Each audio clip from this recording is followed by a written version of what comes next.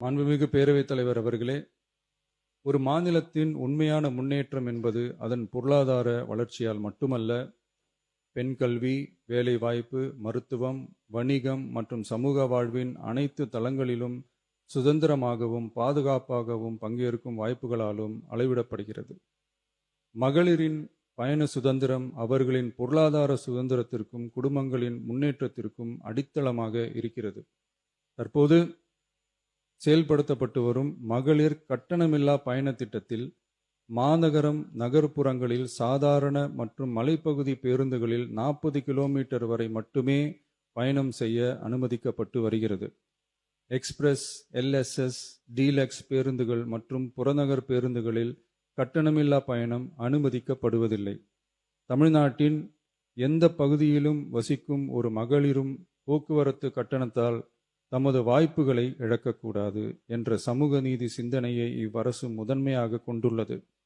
இதனை கருத்தில் கொண்டு மகளிர் கட்டணமில்லா பயண திட்டத்தை விரிவுபடுத்தி பெருமளவில் பயனளித்திடும் விதமாக வெற்றி பயணம் என்ற பெயரில் தேசத்தந்தை மகாத்மா காந்தியடிகளின் பிறந்த நாளான அக்டோபர் 2ஆம் தேதி முதல் செயல்படுத்த அரசு முடிவு செய்துள்ளது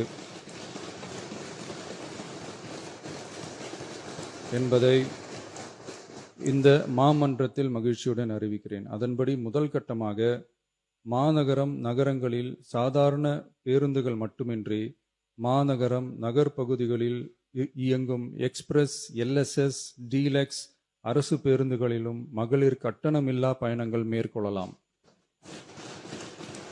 மேலும் கூடுதலாக மாவட்டங்களுக்கிடையே பயணம் மேற்கொள்ள ஏதுவாக புறநகர் மற்றும் மலைப்பகுதிகளில் சாதாரண கட்டண பேருந்துகளிலும் மகளிர் கட்டணமில்லா பயணங்கள் மேற்கொள்ளலாம்.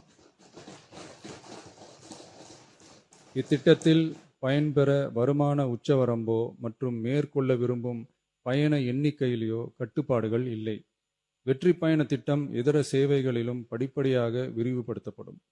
இதன் மூலம் மாநிலம் முழுவதும் மகளிருக்கான எளிதில் அணுகக்கூடிய பொது போக்குவரத்து வசதி பெருமளவில் கிடைக்கும். இதன் மூலம் மாணவிகள் தொலைதூரத்தில் உள்ள கல்லூரிகளுக்கு செல்லவும், பணியிடங்களுக்கு செல்லவும், மருத்துவம் மற்றும் அத்தியாவசிய சேவைகளுக்கும் கட்டணமின்றி பேருந்துகளில் பயணிக்க இயலும். மாண்புமிகு பேரவைத் தலைவர் அவர்களே, வெற்றி பயணம் என்பது கட்டணமில்லா ஒரு பேருந்து பயணம் மட்டுமல்ல, ஒரு மாணவியின் கல்வி, ஒரு தொழிலாளியின் வேலைவாய்ப்பு, ஒரு தாயின் குடும்ப பொறுப்பு, ஒரு தொழில் முனைவோரின் முன்னேற்றம் போன்றவற்றை உறுதி செய்யும் சமூக முதலீடாகும். தமிழ்நாட்டின் எந்த பகுதியில் வாழ்ந்தாலும் மகளிரின் இயக்க சுதந்திரத்திற்கும்